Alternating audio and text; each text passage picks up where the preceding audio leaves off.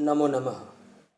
बच्चों, आज इस क्लास में व्यंजन संधि के विषय में पढ़ेंगे। इस वर्ष आपके पाठ्यक्रम में व्यंजन संधि के 2 नियम पढ़ने हैं। उन 2 नियमों के बारे में अभी हम आपके साथ डिस्कस करेंगे।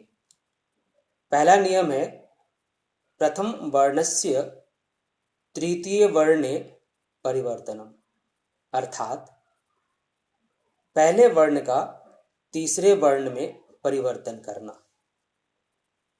ये क्या होता है और कैसे होता है, इसके बारे में मैं आपको बताता हूँ।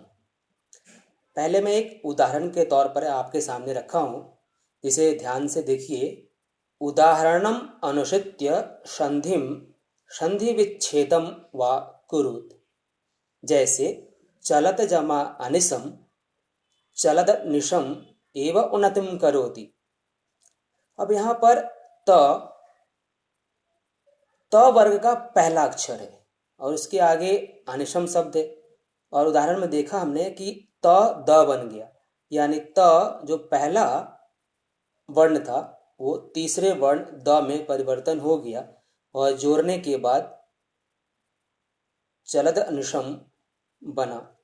ऐसे ही एतस्माद् एव जगत जमा ईशः और सुप जमा अंतः को यहाँ पर संधि अथवा संधि विच्छेद करना है। इसका नियम क्या है, आप इसके नियम को ध्यान से देखें। हमने यहाँ पर 5 वर्ग लिख रखा है: क वर्ग, च वर्ग, ट वर्ग, त वर्ग और प वर्ग। व्यंजन संधि में ये 5 वर्ग कहलाते हैं। इन 5 वर्गों में 5-5 अक्षर हैं। अब नियम क्या है? वर्गस्य प्रथम वर्णः प्लस वर्गस्य तृतीयः वर्णः चतुर्थः वर्णः स्वरः य र ल व वर्णाः। अर्थात वर्ग के पहले अक्षर क वर्ग का पहला क, च वर्ग का च, ट वर्ग का ट, त वर्ग का त और प वर्ग का प होता है। यदि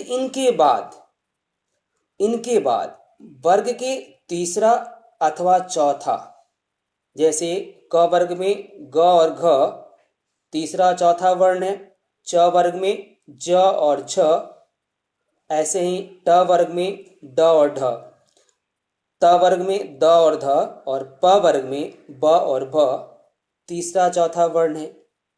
या कोई स्वर वर्ण हो, जो 13 स्वर वर्ण है उनमें से कोई एक स्वर वर्ण हो, या फिर य र ल व इनमें से कोई वर्ण हो, तब जो प्रथम अक्षर है, वर्ग का प्रथम अक्षर है, प्रथम वर्ण है, वह अपने वर्ग के तृतीय वर्ण में परिवर्तित हो जाता है।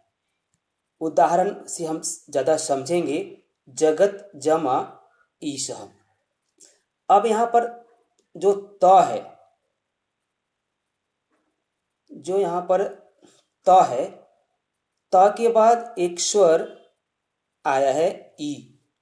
अब त के बाद ई आने के कारण त को द हो जाता है, और जब सबको जोड़ते हैं तो जगदीशः बनता है। यही है पहले वर्ण का तीसरे वर्ण में बदलने का नियम। कुछ उदाहरण देखिए। एतस्मात् जमा एव, यहाँ भी त है और इसके आगे एक स्वर ए है, तो त द बन गया और शब्द बन गया एतस्माद् एव। दूसरे में देखेंगे उदाहरण में, अच जमा अंतः, च के बाद अ है, च के बाद अ है, च वर्ग का पहला है और आ एक स्वर है, तो ज बन गया और शब्द बना अजंतः। क के बाद ग है, क वर्ग का पहला है और ग तीसरा वर्ण है, वर्गस्य तीसरा, तो ग बन गया, यानी तीसरे वर्ण में परिवर्तित हो गया और शब्द बना दिग्गजः। इसी प्रकार कुछ और उदाहरण यहाँ पर हम नीचे लिख रखा है। शत जमा धर्मः सद्धर्मः, इसे दोनों तरह से लिख सकते हैं, षद्धर्म द में ध लगाकर या अलग अलग करके। वाक जमा ईशः वागीशः, क का ग बन गया। सुप जमा अंतः, प का ब बन गया सुबंतः। दिक् जमा अंबरः दिगंबरः, दिक् जमा अंबरः दिगंबरः।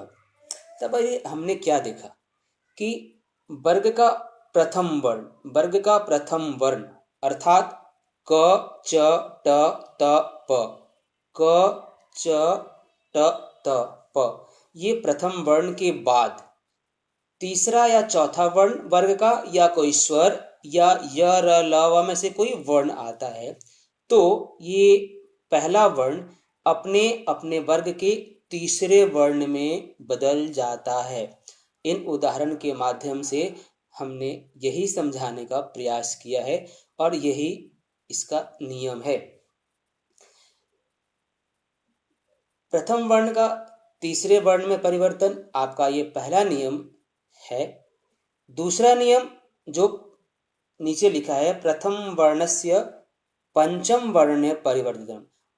पहले में क्या था, पहले वर्ण का तीसरे वर्ण में परिवर्तन, लेकिन अगले में क्या है, पहले वर्ण का पांचवें वर्ण में परिवर्तन। इसका नियम है वर्गस्य प्रथम वर्णः, वर्गस्य प्रथम वर्ण। अब वर्ग का पहला वर्ण क्या है, आपने देखा है, ये क च ट त प, ये वर्ग का पहला वर्ण है। उसके बाद वर्ग का पांचवा वर्ण आना चाहिए। उसके बाद यदि वर्ग का पांचवा वर्ण आता है तो वर्ग का पहला वर्ण अपने वर्ग के पांचवें वर्ण में बदल जाता है, अपने वर्ग के पांचवें वर्ण में बदल जाता है। वर्ग का पहला वर्ण के बाद वर्ग का पांचवा वर्ण आए तो वर्ग का पहला वर्ण अपने वर्ग के पांचवें वर्ण में बदल जाएगा। उदाहरण से समझिए, अस्मात् नगरात्, यहाँ पर त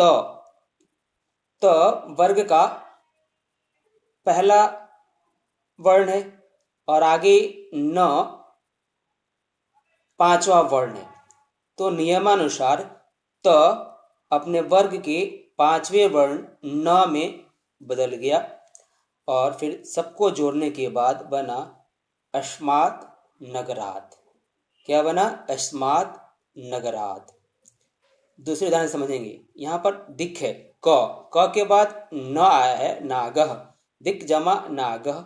अब क के बाद न एक पांचवा वर्ण है, अतः क अपने पांचवें वर्ण अंग में बदलकर शब्द बनता है दिग्नागः, दिग्नागः।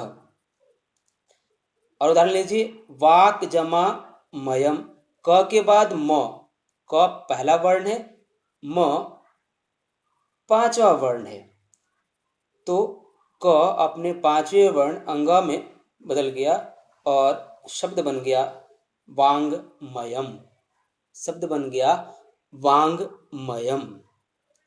इसी प्रकार कुछ और उदाहरण देखिए, षट जमा मासाः, ट के बाद म, ट वर्ग का पहला वर्ण है और आगे म पांचवा वर्ण है प वर्ग का, इसलिए ट अपने वर्ग के पांचवा वर्ण न बदल गया, न, और शब्द बना षण्मासाः। कुछ और उदाहरण है, जैसे तत् जमा न, त न में बदल गया तन्न। तत् जमा मयः, त के बाद म है तो त न बन गया, शब्द बन गया तन्मयः। एतत् जमा मुरारी, त के न में बदलने के बाद एतन मुरारी। जगत जमा नाथः, त के बाद न है तो त न में बदलने के बाद जगन्नाथः। ट षट जमा नवति, षट जमा नवति, ट के बाद न है तो ट अपने पांचवें वर्ण षण्ण में बदल गया और शब्द बना षण्णवतिः। ऐसे ही सत जमा मार्गे त न बनकर शन मार्गे बन जाता है। बच्चों, व्यंजन संधि के ये दो नियम आपके सिलेबस में है, आपके पाठ्यक्रम में है। इस साल कोविड-19 के कारण कुछ पाठ्यक्रम में बदलाव किया गया है, तो ये दो नियम ही पढ़ने हैं व्यंजन संधि के। इसके बाद विसर्ग संधि के कुछ नियम हैं जो आपको अगले क्लास में बताएंगे। तो इस नियम को एक बार फिर ध्यान से सुनिए। पहला नियम है वर्ग के पहला जो वर्ण है। अब वर्ग कौन कौन सा है? 5 वर्ण है। क वर्ग, च वर्ग, ट वर्ग, त वर्ग और प वर्ग। ये 5 वर्ग है। इसका पहला जो अक्षर है ये क च ट त प। इसके बाद, इनके बाद यदि वर्ग का तीसरा, चतुर्थ, चौथा वर्ण आता है या कोई स्वर वर्ण आता है या य र ल व में से कोई आता है, तो ये क च ट त प अपने तीसरे वर्ण में बदल जाते हैं। यानी क्या हो जाता है? ग ज ड द ब। ये है हमारा पहला नियम, जिसे उदाहरण के तौर पर आपको मैंने यहाँ पर समझाया। जो दूसरा नियम है, वर्ग के पहले वर्ण, वर्ग का पहला वर्ण क च ट त प है। इसके बाद यदि वर्ग का पांचवा अंग य ण न म में से कोई एक आता है, तो ये अपने पांचवें वर्ण में बदल जाते हैं। जिसे उदाहरण के तौर पर हम यहाँ पर आपको समझाए थे कि त के बाद ये न है, तो त अपने वर्ग का पांचवा अक्षर न में बदल गया। तो ये है प्रथम वर्ण के पांचवें वर्ण में परिवर्तन। ये दूसरा नियम है जो आपके पाठ्यक्रम में है। यदि आपको कोई दिक्कत आती है तो कमेंट लिखकर आप उसे पूछ सकते हैं या पर्सनली हमें व्हाट्सएप या अन्य फ़ोन के द्वारा संपर्क कर सकते हैं। धन्यवाद।